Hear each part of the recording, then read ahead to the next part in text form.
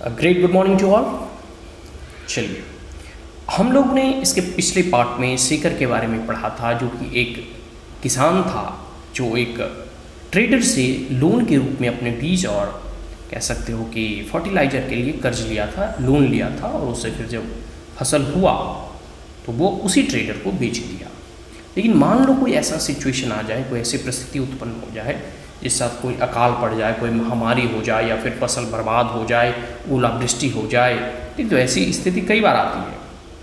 उस परिस्थिति में फसल नष्ट हो जाते हैं, तो जो लोन लिया था, जो कर्ज लिया था, वो चुका पाने की स्थिति में किसान नहीं होते। और गांव वगैरह में ये तो इनफॉर्मल जो लोन की ट्रेडिशन है, इसमें हाई रेट ऑफ इंटरेस्ट होता है, ठीक है, जिसमें किसान को जो है चक्रवृद्धि ब्याज, दुगना ब्याज जो देना पड़ता है। इससे उसकी कमर टूट जाती है और कई बार जो है उसे अपने पीस ऑफ लैंड को, अपने काऊ को बेच कर जो है कर्ज को चुकाना होता है। कई बार दूसरे के खेतों में काम कर कर उसकी कह सकते हो कर्ज को अदा करना होता है। यहाँ जो है ऑन बीइंग इन डेब्ट, मतलब जब किसान कर्ज में होते हैं, इसके बारे में यहाँ पढ़ना है। एज यू हैव रीड एवं ऑफन द फार्मर लाइक सेकर, हमने सेकर की स्टोरी पढ़ा था, जिसमें यह किसान ने जो है एक ट्रेडर से लोन लिया।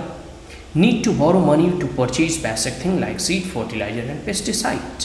छोटी छोटी चीज़ें, बीज के लिए, खाद के लिए, पटवन के लिए, जुताई कुड़ाई के लिए हम जो है कर्ज लेते हैं। छोटे ही अमाउंट होता है, लेकिन हम दूसरों पे आश्रित रहते हैं।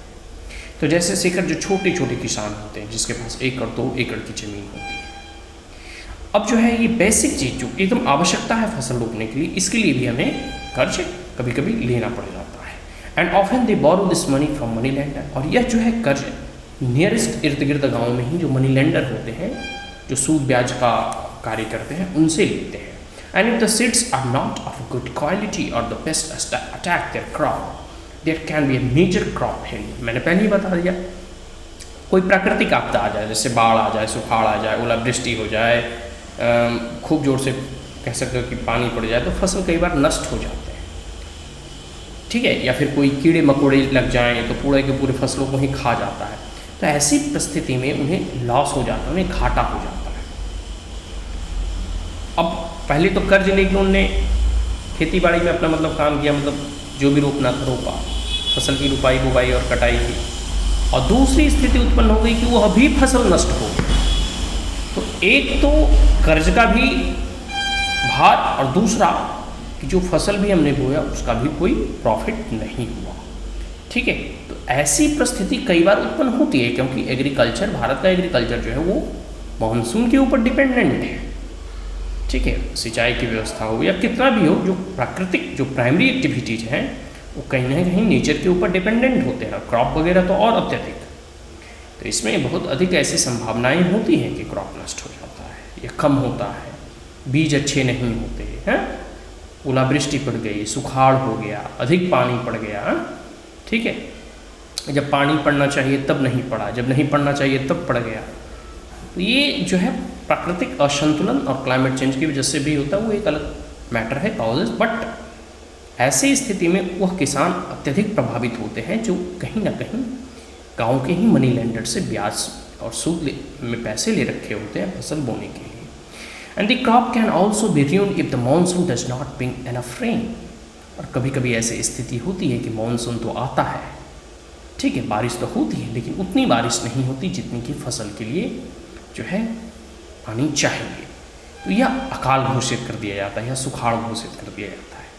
अब तो भारत सरकार के द्वारा जो है प्रधानमंत्री फसल बीमा योजना वगैरह भी चलाए जा रहे हैं, सम्मान निधि के तहत 2003 इंस्टॉलमेंट में दिए भी जाते हैं, बट स्टिल किसान की स्थिति अभी भी दयनीय ही है।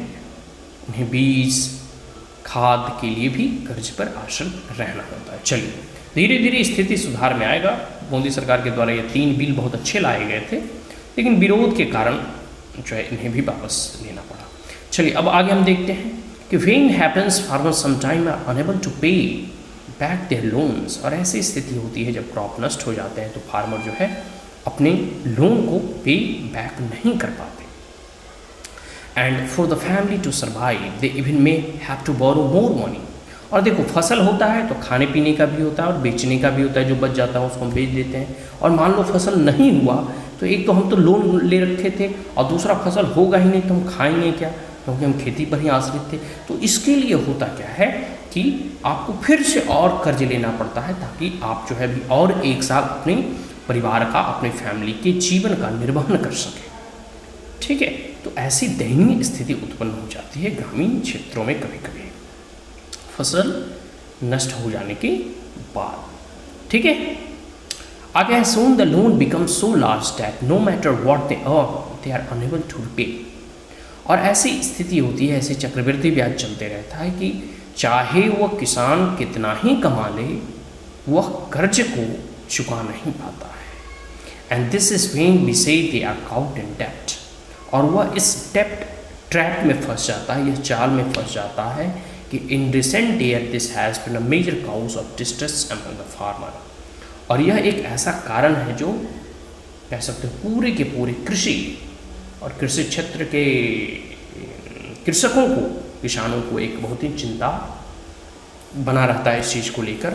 और बहुत सारे ऐसे जगह में देखोगे, पंजाब, हरियाणा, किसान जहां आत्महत्या कर रहे हैं, सुसाइड कर रहे हैं, क्योंकि उनके पास इतना कर्ज ही होता है कि वो चुका नहीं पाते हैं, फसल नष्ट हो जाता है, कोई उपाय नहीं रहता। ठीक है, तो कई बार जो है अब सरकार के द्वारा, भारत सरकार के द्वारा जो है कदम उठाए जाते हैं, जैसे किसान क्रेडिट कार्ड हो गया, प्रधानमंत्री फसल बीमा योजना हो गए, पीएम सम्मान निधि योजना हो गया, और बहुत सारे ऐसे मेजर्स और स्टेप्स लिए जाते हैं, इरिगेशन की फैसिलिटी, ये वो।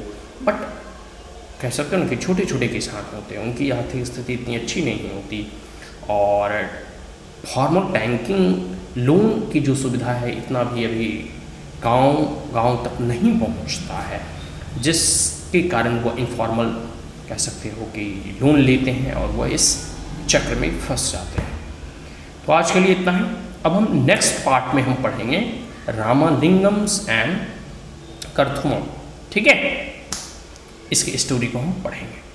आशा करता हूँ कि यह वीडियो अच्छा लगा, तो आप हमारे चैनल को लाइक, शेयर और सब्सक्राइब करना ना भूलें। Also press the bell icon and if there were any queries, comment, suggestion, advice, you may comment in the comment box. Thank you and second have a great